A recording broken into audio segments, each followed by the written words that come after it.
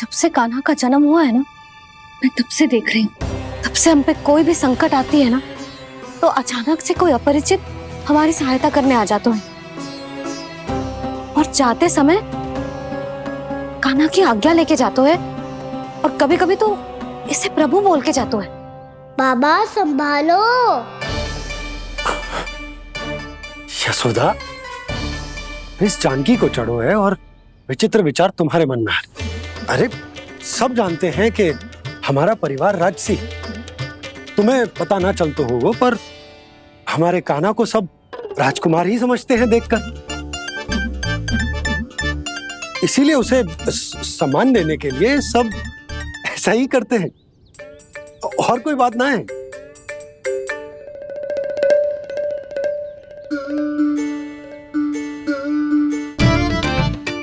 अब जे मेरे लल्ला को ऐसे क्यों घूर रहे हैं? बुरी दृष्टि लगाएंगे क्या?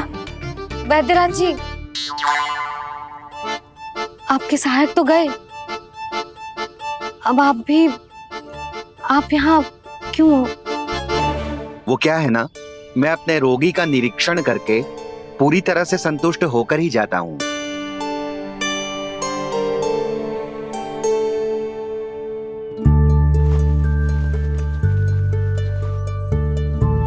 हाँ, संकेत तो अच्छे हैं, कल सुबह तक बिल्कुल ठीक हो जाएगी।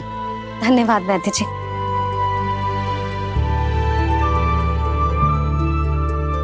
बस तो फिर हम कल पकड़ पकड़ाई खेलेंगे जानकी।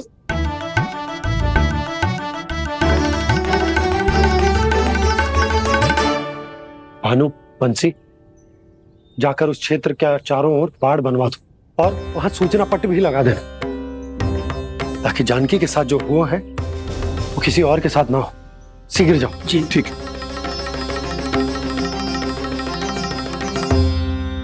बाड़ और सूचना पट लगवाने से समस्या का समाधान नहीं होगा बाबा। निर्दोष पशु सूचना पट देखकर भी कुछ समझ नहीं पाएंगे।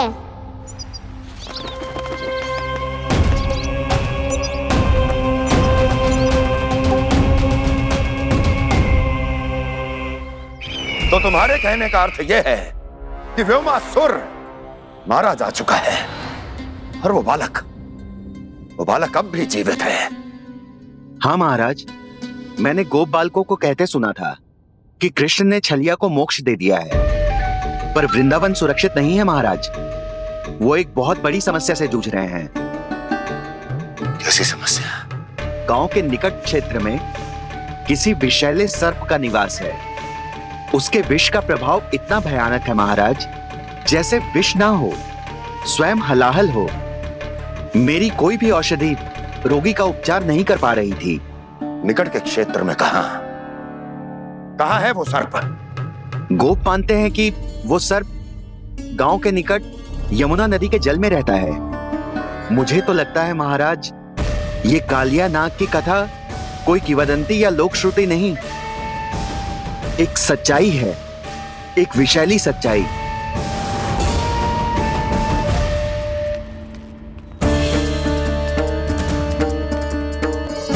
कालिया का सामना करने का समय आ गया है, पर उससे पहले मुझे बुलाना होगा उन्हें।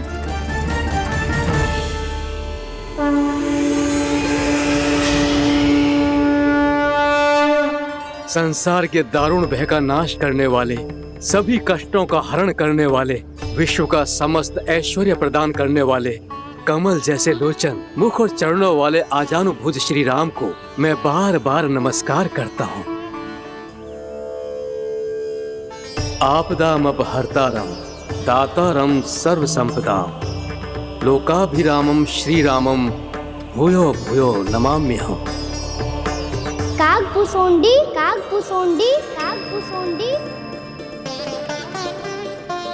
प्रभु क्षमा करें, मुझे जाना होगा।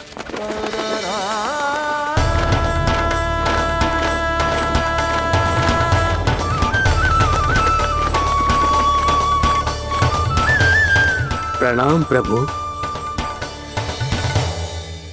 अनेक बार मैं आपके दर्शनों के लिए आया प्रभु। कभी नंद भवन के झरोखों से आपके दर्शन करके चला जाता था, तो कभी दूर किसी वृक्ष की आड़ से आपको निहार लिया करता था। आज आपने स्वयं मुझे बुलाकर धन्य कर दिया प्रभु।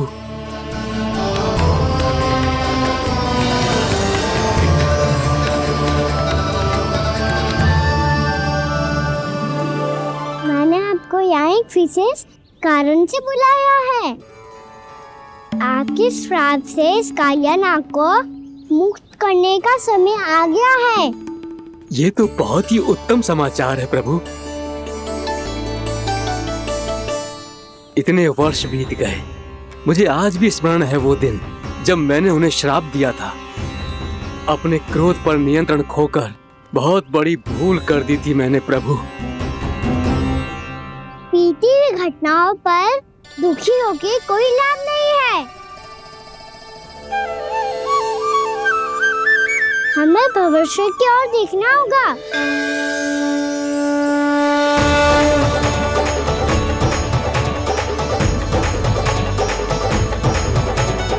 आदेश कीजिए प्रभु, क्या आज्ञा है आपकी? जब मैं कालिया नाग का सामना करने जाऊं, तो आप यहीं रहेगा। आपको अपने आप पता चल जाएगा कि कब क्या करना है। और हाँ, लौटते जाते समय नारद मुनि से कहिएगा, वो आकर मुझसे भेंट करे। अवश्य प्रभु, प्रणाम। क्या इसने सच्ची में देवर्षि नारद को बुलाया है? नारायण नारायण, आपको संदेश भेजने की आवश्यकता नहीं थी। आप स्मरण करते और मैं चला आता। तुम्हारा कल्याण हो नारद।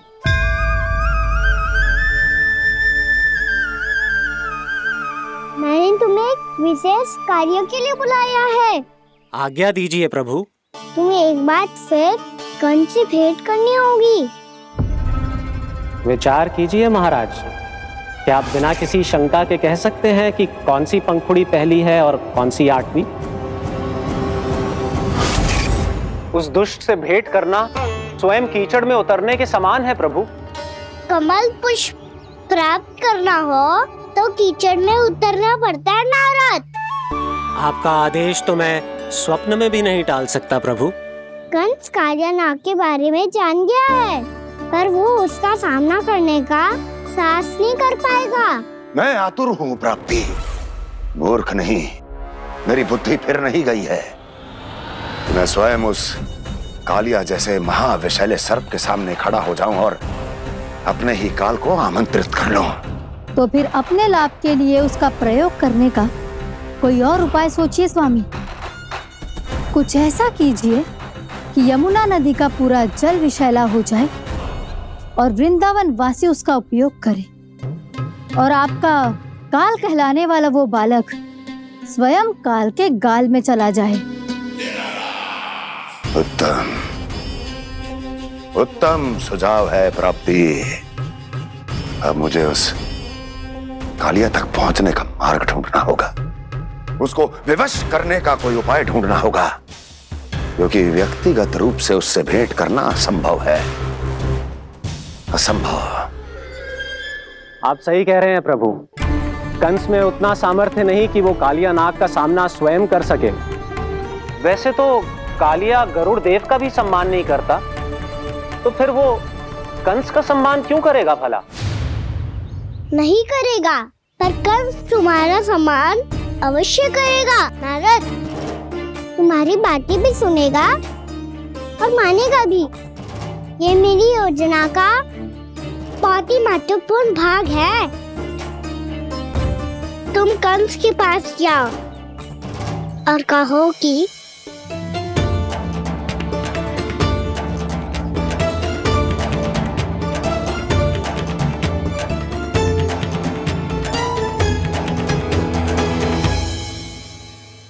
संतान अपने माता पिता को तीर्थ का सौभाग्य दिलाती, और मेरा लल्ला कितना महान कि उसने हमारे घर को ही तीर्थ बना दिया।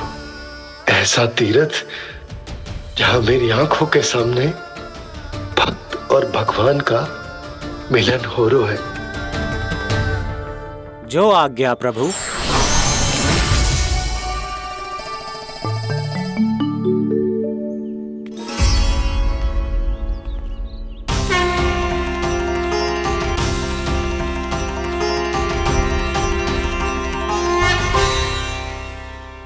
बाबा, कान्हा, ये सब क्या चल रहा है? पहले काक भुसुंडी जी और फिर जे नारद जी। क्या योजना बना रहे हो तुम? कान्हा, बताना लल्ला, क्या सोच रहे तू? कान्हा देख, अगर तुझे अपने बाबा को ना बताना हो ना, अपने भक्त को बता दे। क्या सोच रहे हो लल्ला? क्या करने वाले हो आप?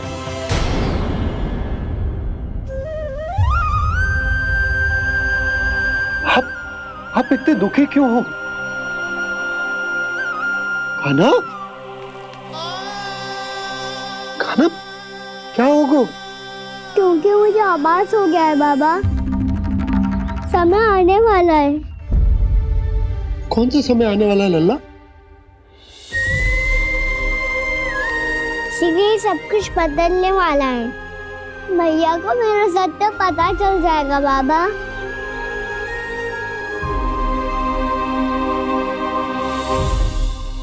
पर लल्ला, इसका काक भुसुंडी और कालिया नाग से क्या संबंध है? ऐसा क्या हुआ था और क्या होने वाला है?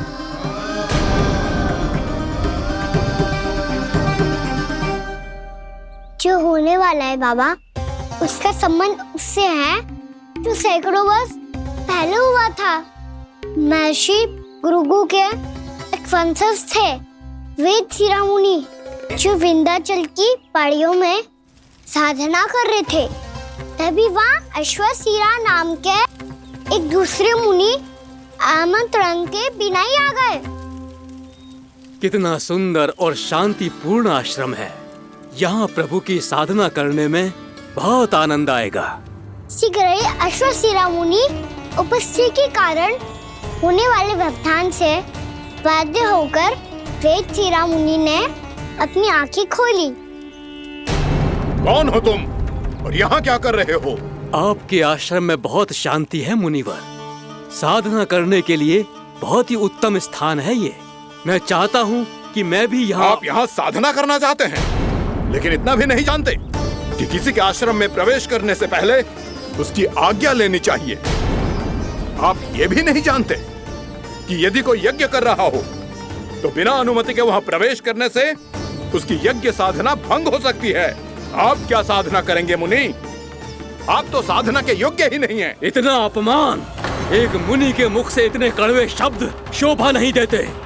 मैं तुम्हें श्राप देता हूँ, जितनी विषैली तुम्हारी जिह्वा है उतने ही विषैले सर्प बन जाओ तुम। और ऐसा सर्प जो सांस भी ले तो निकट का वातावरण दूषित हो जाए। तुम्हारे इस दुस्साहस के लिए मैं तुम्हें श्राप देता हूँ कि तुम अभी इसी क्षण कौवा बन जाओ, और ऐसा कौवा जो कांव कांव करके अनर्गल प्रलाप करता रहे।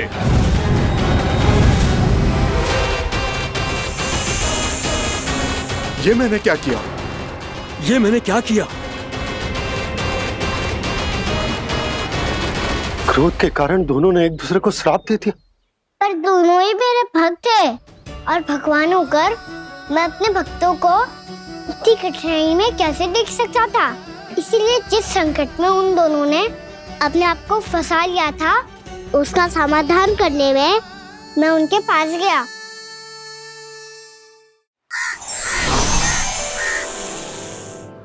देखिए ना प्रभु, ये क्या हो गया हमसे। हमारी रक्षा कीजिए प्रभु, मार्ग दिखाइए हमें। क्रोध पर नियंत्रण ना होने के कारण आप दोनों ने एक दूसरे को बहुत ही भीषण संकट में डाल दिया है। अब दोनों ही तपस्वी, तप के बल से दिए गए आपके श्राप को लौटाना भी संभव नहीं है। प्रभु कोई तो उपाय होगा, हम आपके शरण में हैं प्रभु। अपराध तो हमसे हुआ है प्रभु, पर अब आपसे ही आशा है। कुछ ऐसा कीजिए भक्त वत्सल, जिससे हम दोनों के श्राप का प्रभाव कुछ कम हो जाए। आप दोनों ही मेरे भक्त हैं, इसलिए आपकी पीड़ा का निवारण करने का एक उपाय है मेरे पास। वेद शिरोमणि, जब आप कालिया नाग बनेंगे तो आपको मेरे चरणों को अपने शीश पर धारण करने का सौभाग्य मिलेगा। और अश्र शिरोमणि, आप काग योनि होने के बाद भी आप श्रेष्ठतम ज्ञान और सर्वाधिक यौगिक सिद्धियों के स्वामी होंगे और प्रवचन दिया करेंगे। इसके बाद अश्वशिरा मुनि काकभूषुंडी बन गए, जिन्होंने आगे चलकर स्वयं गरुड़ देव को रामायण सुनाई। और मुनि वेदशिरा महर्षि कश्यप और देवी कैत्रियों के पुत्र कालिया नाग बनकर जल में। और अब वही कालिया नाग जमराज में, जिनके कारण जानकी के प्राण लगभग चले ही गए थे। अब कालिया नाग को उचित स्थान पर भेजने का समय आ गया है बाबा। पर ये तो अच्छी बात है कान्हा, वेद शिरा मुनि को दिया हुआ तुम्हारा वचन भी पूरा हो जाएगा, जमुना जी की शुद्धि भी हो जाएगी। इस सब के बाद भी तुम दुखी क्यों हो? क्योंकि इसके बाद मैया के सामने मेरा रहस्य खुल जाएगा बाबा। उन्हें पता चल जाएगा कि उनका बालक कोई साधारण बालक ना है। भविष्य में जो होने वाला है उसे सबके सामने घटने से रोकना मेरे लिए भी संभव ना होगा। मैया को सब पता चल जाएगा। क्या पता चल जाएगा रे मुझे?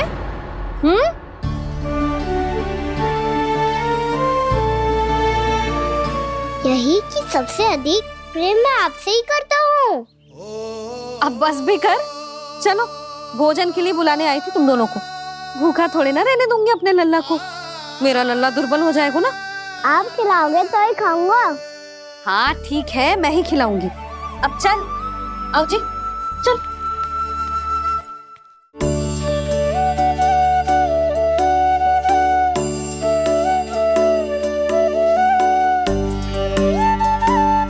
मैया खेलो ना मेरे साथ।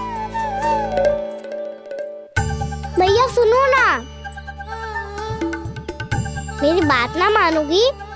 अभी बहुत कार्य पड़े लल्ला, देख जानकी को औषधि भी देने जानो है ना। औषधि मैं दे दूंगा, फिर तो खेलोगी ना आप मेरे साथ?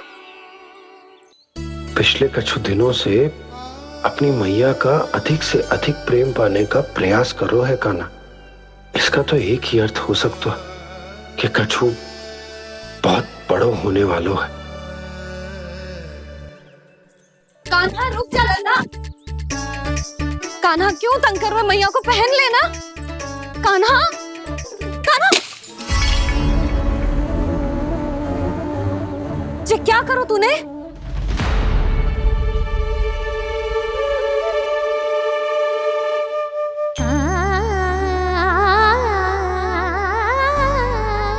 अच्छा ठीक है, अब मुंह लटकाने की आवश्यकता ना है। ये ले।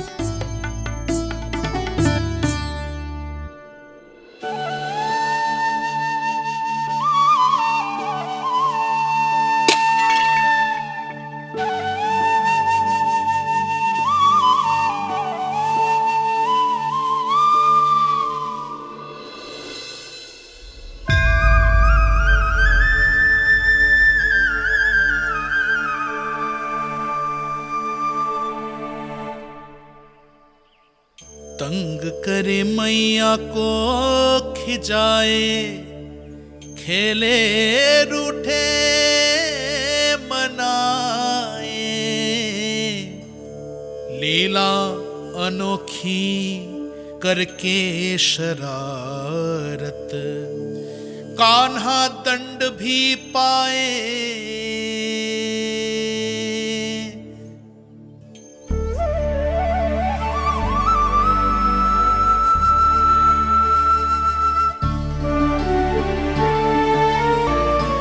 रूठना मनाना, खेलना खिलाना, पहले शरारत करके क्रोध दिलाना और फिर क्षमा मांग लेना, ये सब जानबूझकर कर रहा है कान्हा। जैसे जीवन भर के लिए अपनी मैया की ममता को अपने हृदय में समेट कर रखना चाहते हो।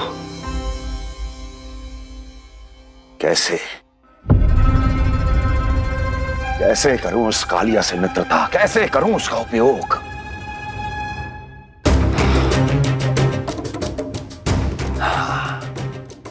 उस पर आक्रमण कर देता हूं और उसे किसी ना किसी तरह से यह विश्वास दिला देता हूं कि यह आक्रमण उस विष्णु अवतार ने किया है। फिर वो क्रोध में आकर सारे वृंदावन वासियों को अपने विष से समाप्त कर देगा। उचित है, ये उचित है। नारायण हरि, नारायण हरि।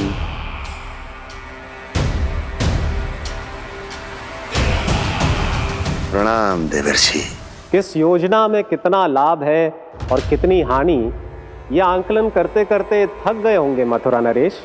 देवर्षि, आज मेरा ध्यान कैसे आ गया आपको? आप तो सदैव ही मेरे ध्यान में रहते हैं महाराज कंस। सत्य तो यह है कि मथुरा में जो भी हो रहा है मुझसे छिपा हुआ नहीं है। मैं जानता हूं कि आप किसी भी असुर को वृंदावन क्यों ना भेजें, और वो असुर कितना भी शक्तिशाली क्यों ना हो, कृष्ण का सामना नहीं कर पाता। या तो पराजय स्वीकार करके आपके पास लौट आता है, या तो फिर वीर गति को प्राप्त हो जाता है।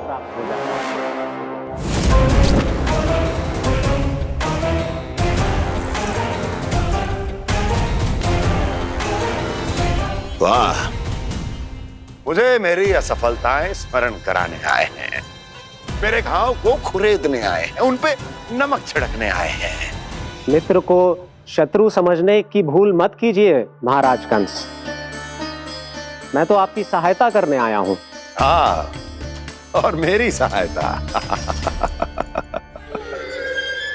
कृष्ण विष्णु अवतार है, आप विष्णु के भक्त हैं। मैं हूं विष्णु द्रोही, फिर भी तो आपके आराध्य को हानि पहुंचाना चाहता है, उसकी सहायता करना चाहते हैं आप। क्या आप निश्चित रूप से कह सकते हैं कि आप ब्रह्मांड के सभी नियमों को अच्छी तरह समझते हैं? अवश्य। आपके लिए बस इतना ही जानना पर्याप्त होगा कि मैं जो कुछ भी कर रहा हूं उसके लिए मेरे व्यक्तिगत कारण हैं। मैं तो बस आपके हित में पिछली बार की तरह एक सुझाव लेके आया था, पर यदि आप मेरा सुझाव सुनना भी नहीं चाहते तो आपकी इच्छा। नारायण हरि, नारायण हरि। कारण चाहे जो हो, इनके पिछले सुझाव के कारण ही आज मेरे शत्रुओं की संख्या कम है। अन्यथा मैं देवकी के अन्य पुत्रों को भी जीवित छोड़ देता, और आज वो सब अपने भाई के साथ मिलकर उसकी शक्ति को अनेक गुणा बढ़ा देते। ठहरिए देवऋषि।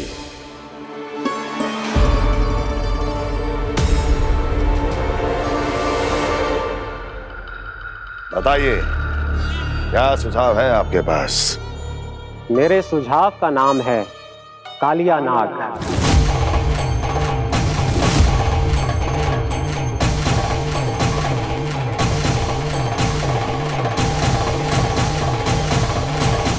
उसके विषय में मैं जानता हूं देवर्षि। तो समस्या यह है कि मैं स्वयं उससे मिलने नहीं जा सकता, उससे भेंट नहीं कर सकता। उस कृष्ण की हत्या के लिए उसको वृंदावन जाने के लिए तैयार नहीं कर सकता। तो मत जाइए उसके सामने, और ना उसे भेजिए कृष्ण के सामने। हर बार आप किसी न किसी असुर को अपने शत्रु के क्षेत्र में भेजते हैं, जहां शत्रु उसका सामना करने के लिए पूरी तरह से तैयार होता है और आपका असुर मारा जाता है। इस बार शत्रु को युद्ध स्थल चुनने का अवसर मत दीजिए महाराज। इस बार योजना का जाल ऐसे बुनिए कि कृष्ण स्वयं उसके पास जाने के लिए विवश हो जाए। कालिया नाग स्वयं काल है, मृत्यु का दूसरा नाम है। उसके विष का उपयोग अपने लाभ के लिए कीजिए महाराज। वैसे कालिया के विष की अधिकता का अनुमान तो होगा ही आपको।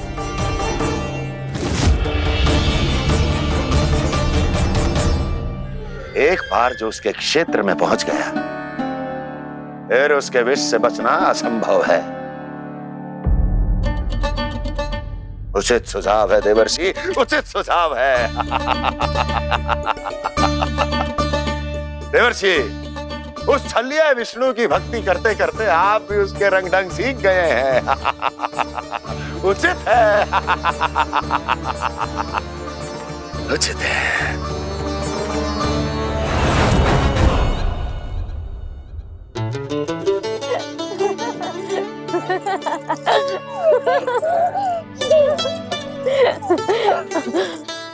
बस बस, बहुत आनंद ले लियो लल्ला।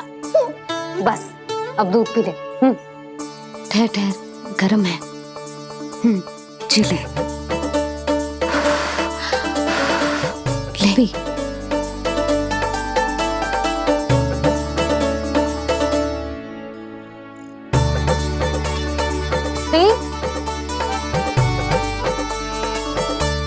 मैं ना होती तो ना जाने क्या होता तेरा। अपने आप दूध भी ना पी सकते है, भावला कहीं का। आपकी इस प्रेम के लिए तो मैं धरती पे आया हूँ मैया। मैं भी यही सोच रहा हूँ यशोदा कि तुम ना होती तो मेरा क्या होता। इसी बात पे थोड़ा दूध और कजू खाने को दे दो। अरे मैं तो भूल ही गई। तनिक ठहर जाओ जी, जी दूध पी लेना तो आपके लिए भी कछु ले आती हूँ।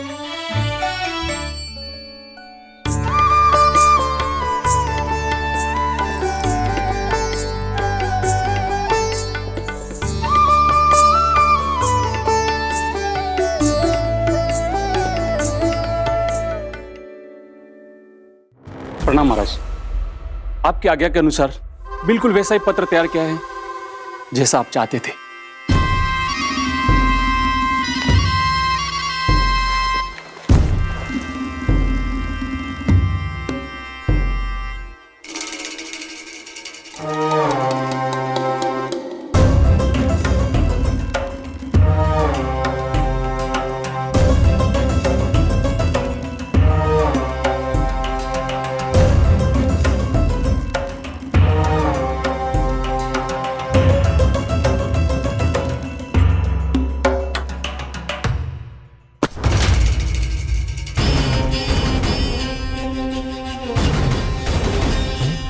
कृष्ण जन्म से लेकर आज तक ये मेरी सबसे महत्वपूर्ण योजना है। इसका सफल होना निश्चित है दूत, किंतु केवल वही करना जैसा मैंने कहा है। जाओ।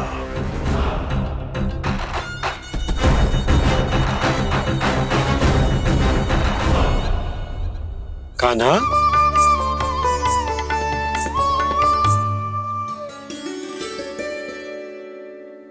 क्या होगा? बाबा मैं चाहता हूँ कि मैया की ममता क्रिस्टल फ्रेम की वर्षा मुझ पे सरतेव ऐसे होते रहे। वो तो होती रहेगी लल्ला। अपने लल्ला के लिए किसी मैया का प्रेम कभी कम हो सकता है भला? नंदराज, वो मथुरा से एक दूत आयो है महाराज कंस का राजपत्र लेके।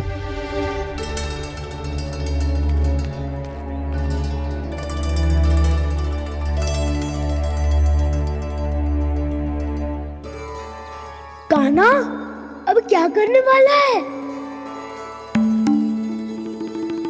तेरे बाबा कहाँ गए?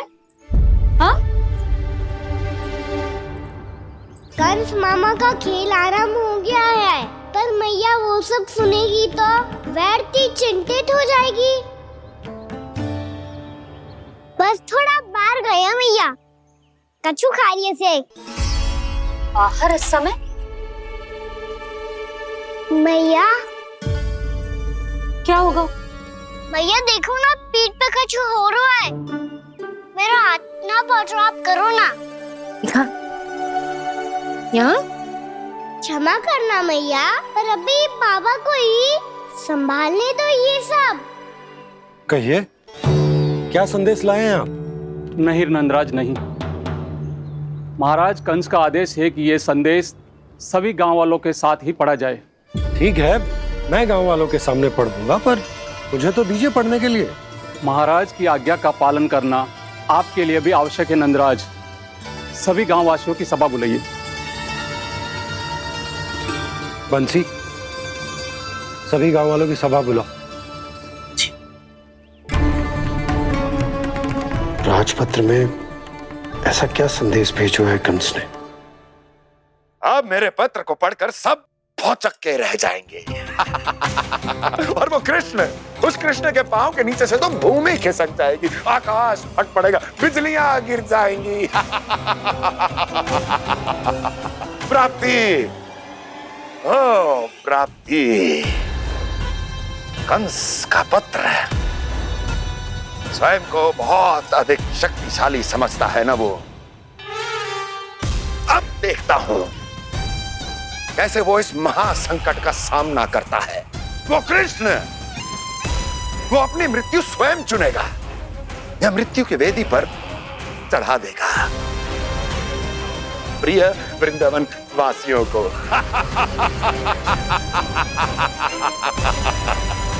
अब आएगा आनंद प्राप्ति, अब आएगा आनंद। सबको इकट्ठा करवा के ही पढ़वाएगो। अवश्य ही कोई विशेष संदेश दिया होगा कंस ने। मैं भी यही सोच रही हूँ सुलक्षणा जी, कछु ना कछु तो विशेष है, पर जे हो क्या सकता है? हाँ, बात तो सही है। ऐसा क्या हो सकता है? सभी गांव वासियों के सामने पढ़ा जाए, कछु तो विशेष अवश्य लग रहे हो। बाहर तक कोलाहल क्यों हो रहा है? मैया, मैया, अब क्या होगा? मैया देखो ना, सर पे कछु हो रहा है। लल्ला, नारायण ने तुझे हाथ दिए हैं ना? पीठ की बात अन्य थी। अपने सिर की सेवा स्वयं कर। सर पे तो हाथ पहुंच रहा है ना?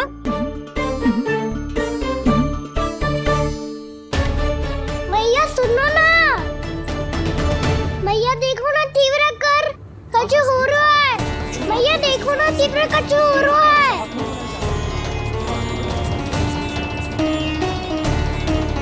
सब लोग आ चुके हैं, अपना संदेश सुनाइए आप।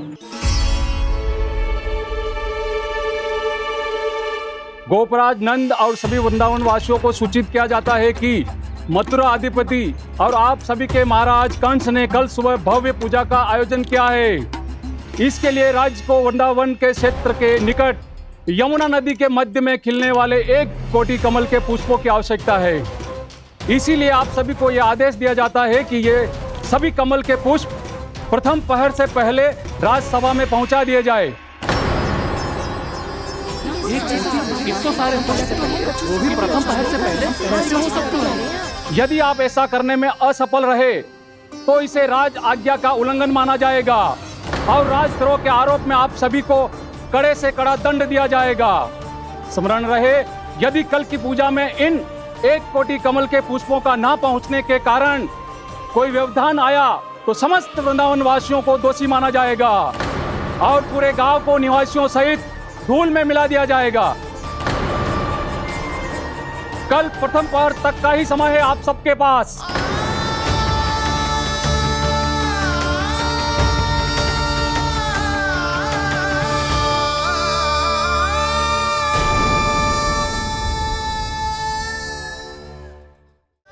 एक कोटि कमल पुष्प, वो भी कल प्रथम प्रहर में? ऐसे कैसे संभव है? और कोई साधारण पुष्प ना, यमुना नदी के मध्य खिलने वाले विशेष कमल के फूल चाहिए उन्हें। लेकिन यमुना नदी में तो कालिया नाग ने विष घोल के रखा है, तो फिर कैसे हो पाएगा? यह संभव है। हमारी मृत्यु का संदेश भेजा राजा कंस ने। सदैव की भांति इस समस्या पर भी गांव के बड़े ही विचार करेंगे। बालकों का यहाँ होना उचित ना है।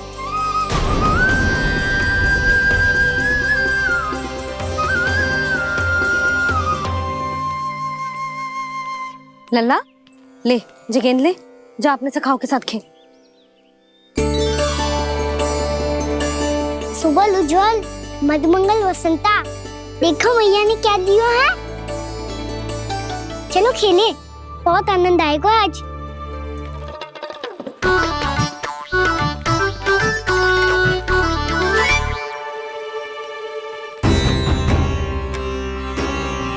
भानु, बंसी, जाओ और शीघ्र ही वो घेरे का कार्य समाप्त करो।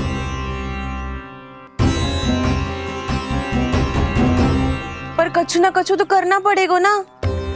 पर हम कर ही क्या सकते हैं? पुष्प लाने को और कोई उपाय है भी तो ना। मैं चला जाऊंगा जमुना जी में। वैसे भी मेरे जीवन के कितने दिन शेष बचे हैं। गांव के लिए, समाज के लिए कुछ करके मरूं, तभी तो शांति मिलेगी।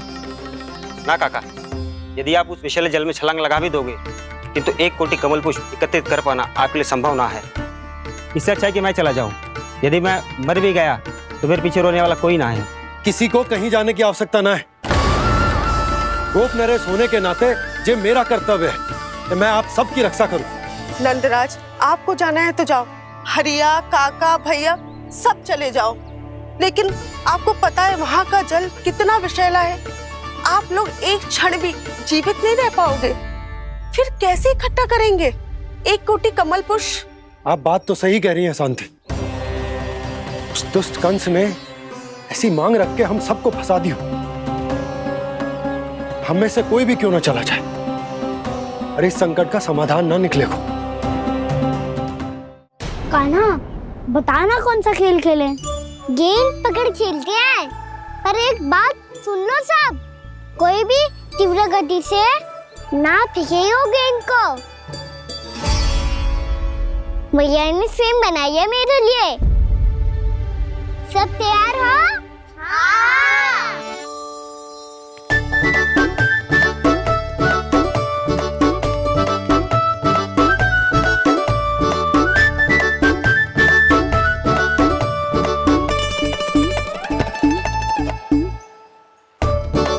मुझे दो। मुझे दो।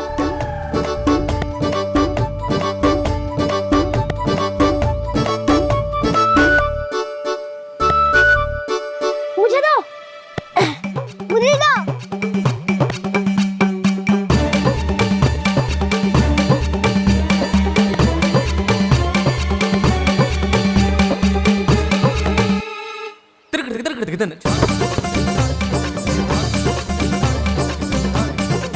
कान्हा, इतनी धीरे से फेंकेगो तो कैसे आनंद आएगो?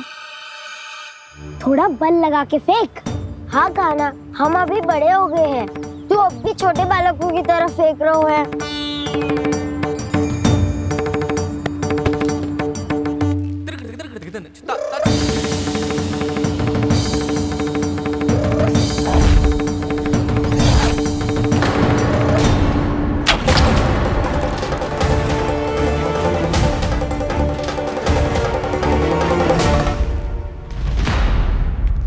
दीदी, ये क्या करो कान्हा? गेंद तो डूब गई।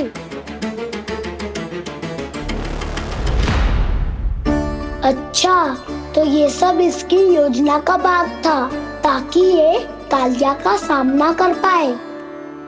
तुम सबने तो कही थी तीव्र गति से फेंको। देखो, फिकवा दी ना मेरी गेंद मुझसे नदी में। अब मुझे जाके लानी पड़ेगी। रुक जा कान्हा, रुक जा कान्हा। जे क्या बोल रहे थे कान्हा? इसमें तो बहुत संकट है। कोई भी संकट मेरी मैया का उपहार खोने से बड़ा ना है। बहुत प्रेम से बना के उन्होंने दी थी। हे नारायण, कोई उपाय समझ में ना आ रहा है। भैया, अब कैसे करेंगे हम अपने गांव की रक्षा? कीड़े पड़ेंगे उस दुष्ट को। यदि उसके कारण किसी के प्राण चले गए तो कौन सा फल मिलेगा उसे इस पूजा का? तुम सही कह रही हो यशोदा। और हमारे पास कोई और दूसरा विकल्प भी तो ना है। यदि हमने मथुरा की राज आज्ञा का पालन ना किया तो इसका दुष्परिणाम पूरे गांव को भुगतना पड़ेगा।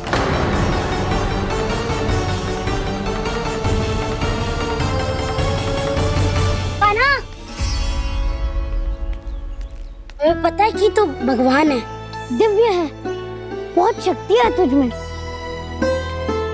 पर फिर भी हम तुझे विषैले जल में ना जाने दे सकते। कुछ होगा तो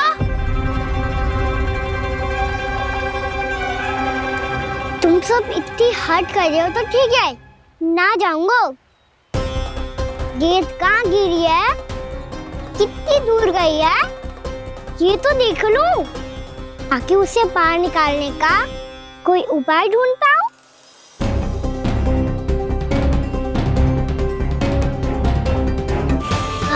हाँ।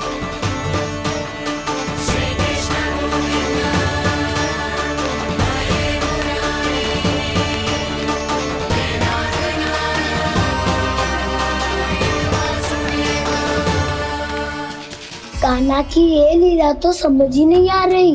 पहले इसने देवश्री नारद को मथुरा जाकर कंस को भगाने के लिए कहा, फिर स्वयं ही दुखी भी हो गया कि अब इसका रहस्य सबके सामने खुल जाएगा। और अभी स्वयं ही तो इसने कहा था कि गेंद बहुत महत्वपूर्ण है, फिर स्वयं ही उसे नदी के विषैले जल में फेंक दिया।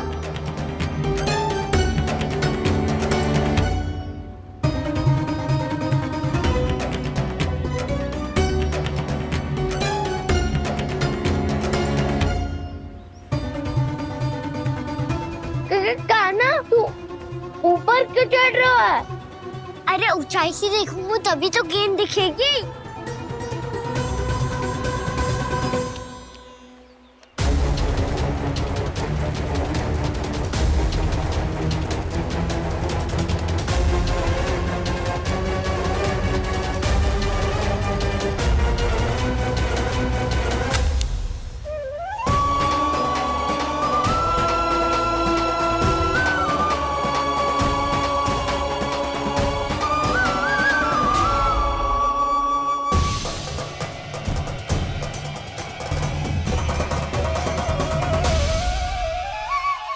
यहाँ से तो दिख ही ना रही। सुबह मैंने वहीं से फेंकी थी ना? ना, वहाँ से फेंकी थी। कहाँ से? नहीं कहना वहाँ से। समझ ना आ रहा, ठीक बताना कहाँ से फेंकी थी?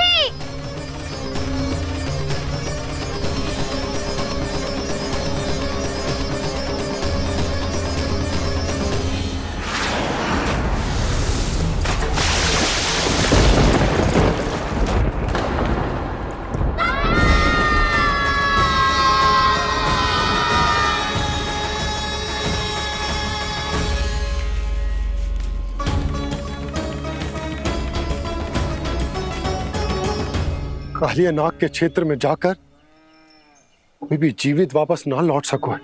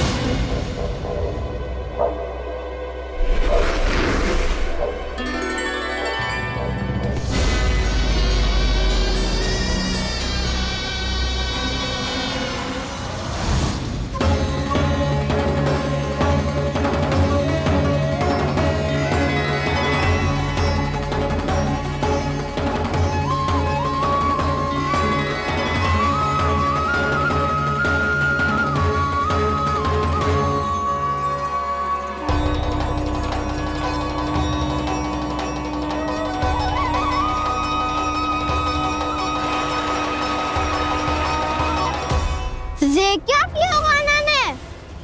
कालिया नाग तो उसे देखते ही निकल जाएगा।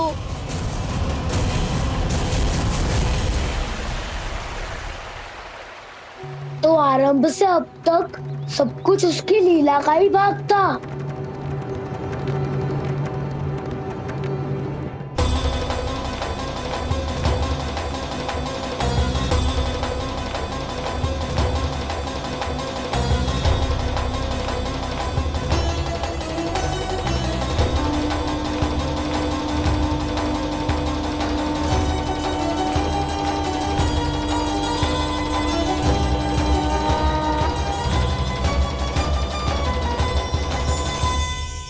इतना सुंदर रूप, मनमोहने वाली मुस्कान, अद्भुत तेज और भगवान जैसी दिव्यता। कौन हो तुम? हाँ, तुम्हें देखकर तो हम सब सम्मोहित ही हो गए।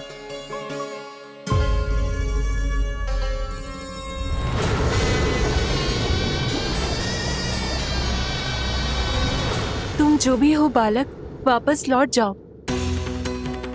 हमारा हृदय तुम्हें ही देखते रहना चाहता है, किंतु यदि हमारे पति जाग गए तो तुम्हें अवश्य हानि पहुंचाएंगे। ये बहुत विषैले है बालक, कालकोट जैसे भयानक। इनके विष से तुम नहीं बच सकोगे। नंदराज,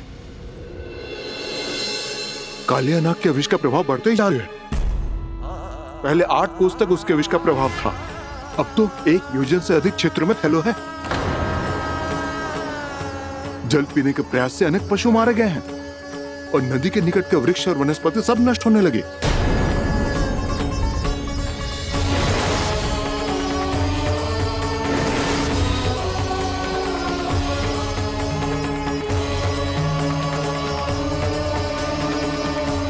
इनके विष की तीव्रता इतनी अधिक है बालक कि इनके संपर्क में आने वाले को तड़पने का भी अवसर नहीं मिलता।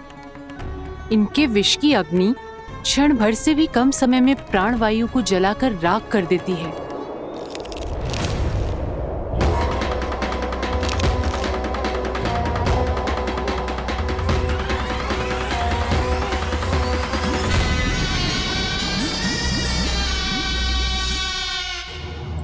तब तो समस्या और भी गंभीर हो जाएगी। मैंने तो सुनो है कि कालिया नाग कम से कम 2 योजन लंबा है, सैकड़ों फन है उसके।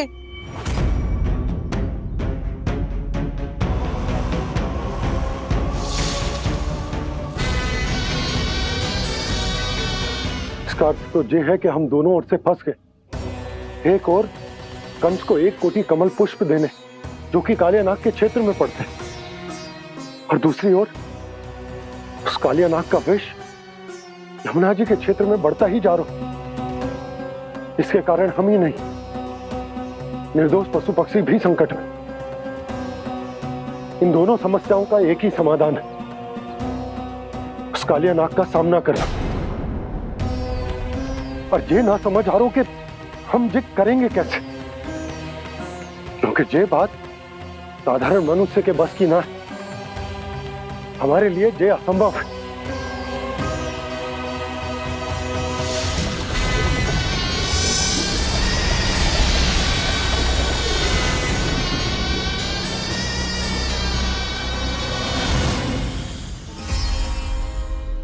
अब तो तुमने अपनी आंखों से भी देख लिया बालक, ये कितने विषैले हैं। नींद में भी विष उगलते हैं। इससे पहले कि तुम्हें कुछ हो जाए, चले जाओ यहाँ से, मान लो हमारी बात। आप सब मुझे जानती भी नहीं और फिर भी मेरी इतनी चिंता कर रही हैं आप। माँ की ममता भेदभाव नहीं जानती। तुम भी किसी के पुत्र हो और हम सब भी माँ हैं।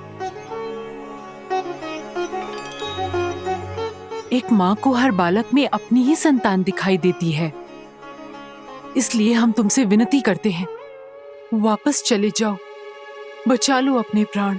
मेरी चिंता मत कीजिए, मुझे कुछ नहीं होगा। होगा, अनर्थ होगा यदि ये उठ गए तो।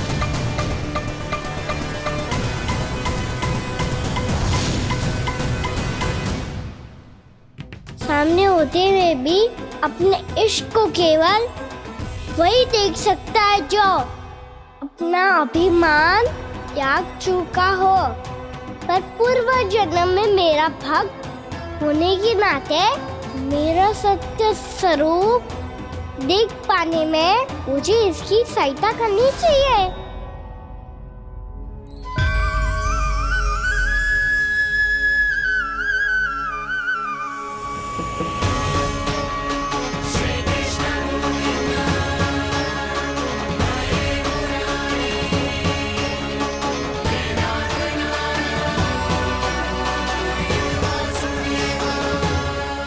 देखो हमारा छोटा सा कान्हा कैसे डट के खड़ा हुआ है।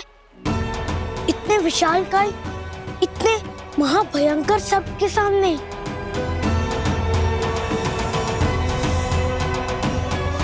ये कोई भगवान नहीं है जो इसके सामने हाथ जोड़ रही हो तुम सब।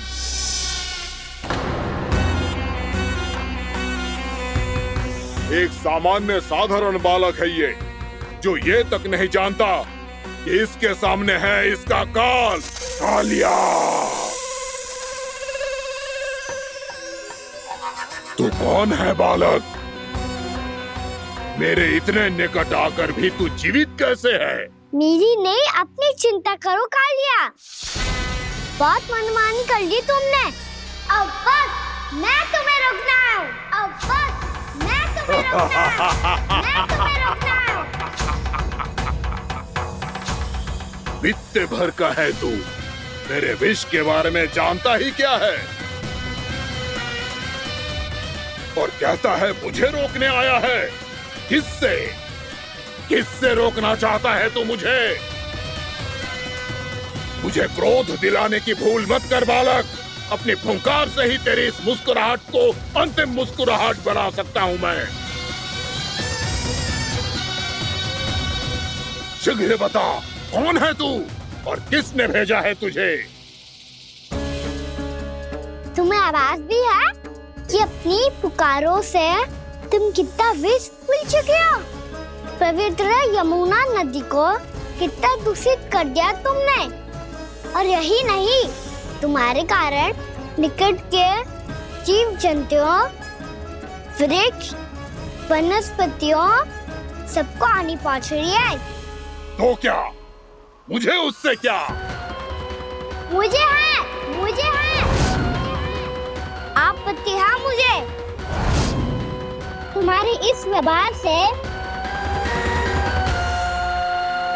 और इसीलिए तुम्हें यहाँ से जाना होगा। यहाँ से जाना होगा।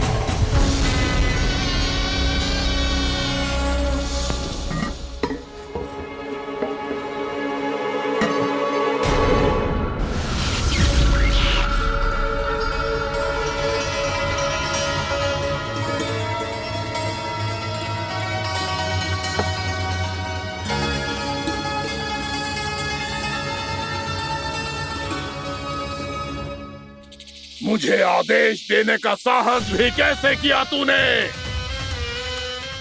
इस क्षेत्र को मैंने अपना राज्य बनाया है। मेरा परिवार रहता है यहाँ, और तू मुझे यहाँ से जाने के लिए कह रहा है?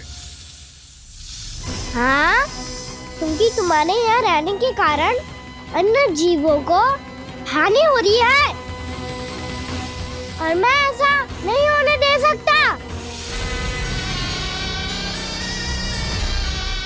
मैं तो बस वही कर रहा हूँ जो एक सर्प का स्वभाव है। विष फैलाना स्वाभाविक है मेरे लिए। इसलिए मुझे चुनौती मत दे बालक। चुनौती तो मैं दे चुका हूँ कालिया। अब तो बस तुम्हें स्वीकार करनी है।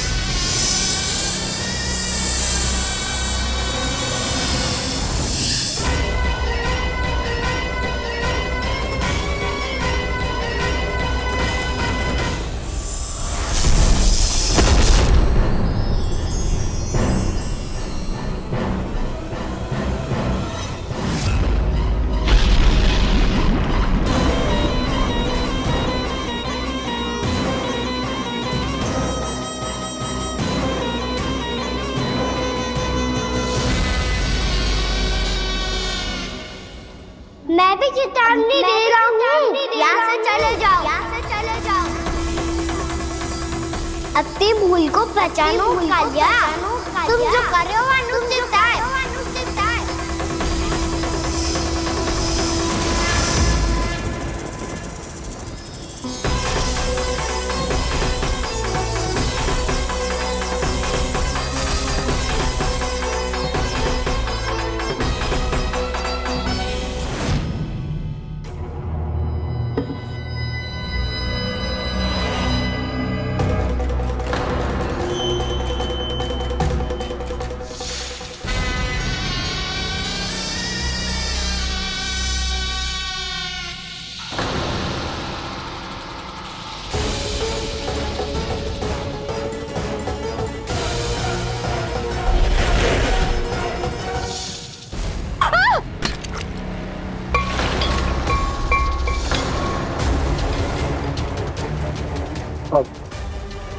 मैं आता हूँ। क्या हो गया सुधा?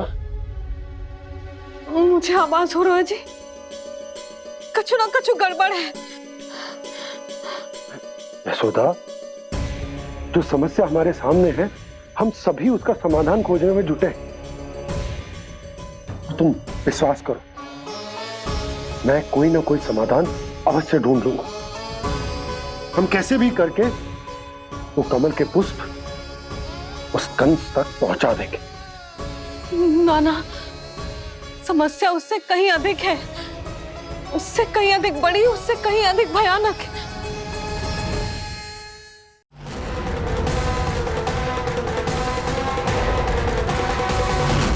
विस्की ये बूंद से ही सबके प्राण चले जाते हैं। इसने तो विस्की धारियां फेंकी है खाना पे।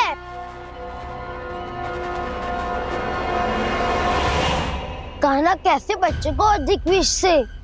इसका विष तो क्या, ये सर स्वयं भी छू तक नहीं पाएगा हमारे कान्हा को।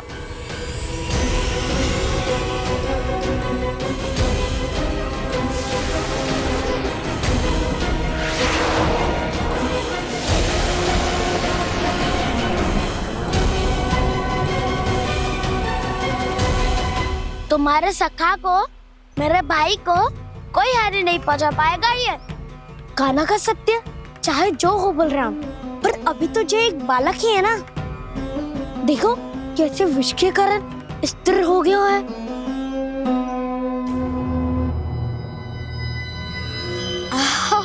हाउ सर्फ ने कितनी आसानी से अपनी पूंछ से बांध लिया है। मुझे यहाँ से भगाना चाहता था ना तू? अब मैं तुझे दिखाऊंगा अपना सामर्थ्य। ये मूर्ख किसे बांधना चाहता है अपनी पूंछ में? उन्हें जिनका विस्तार सारे ब्रह्मांड में है, या उन्हें जो स्वयं अनंत है? पर देवराज, प्रभु ऐसा करने ही क्यों दे रहे हैं कालिया को? आप सब भूल रहे हैं देवगण, कालिया पूर्व जन्म में प्रभु का बहुत बड़ा भक्त था। उसी भक्ति का फल मिल रहा है अब इसे। वैसे भी भक्तों के मन का भाव सबल हो तो भगवान तो सहज ही बंध जाते।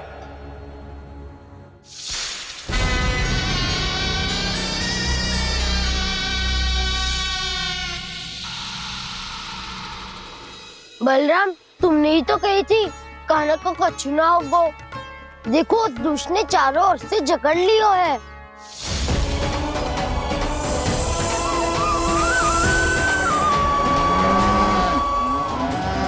ये क्या कह रही हो तुम? जसोदा जी, क्या हुआ? घबरा क्यों रही हो आप? सुलक्षणा, मुझे आभास हो रहा है कुछ बहुत बड़ी अनहोनी हो गई है। नंदराज, नंदराज, नंदराज,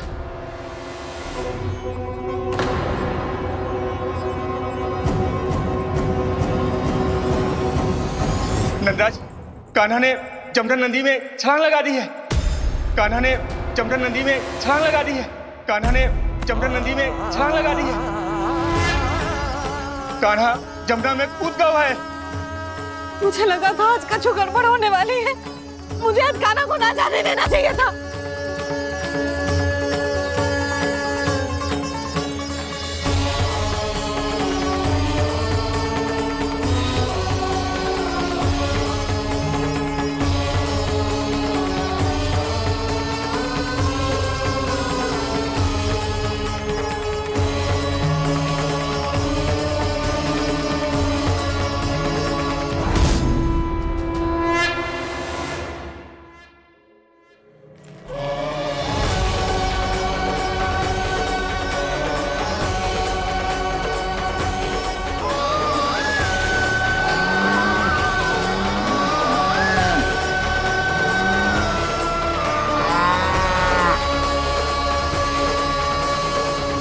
बलराम शीघ्र कछु करो ना।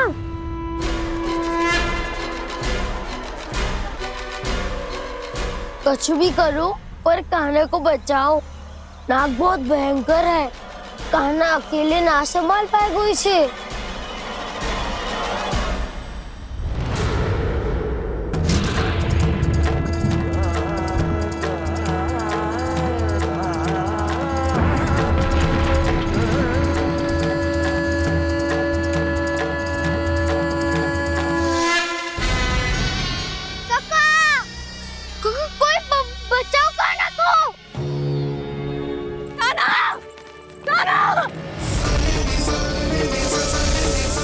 कान्हा के नटखट लीला और मजेदार कारनामे देखने के लिए चैनल को सब्सक्राइब करें और बेल आइकॉन दबाना ना भूलें।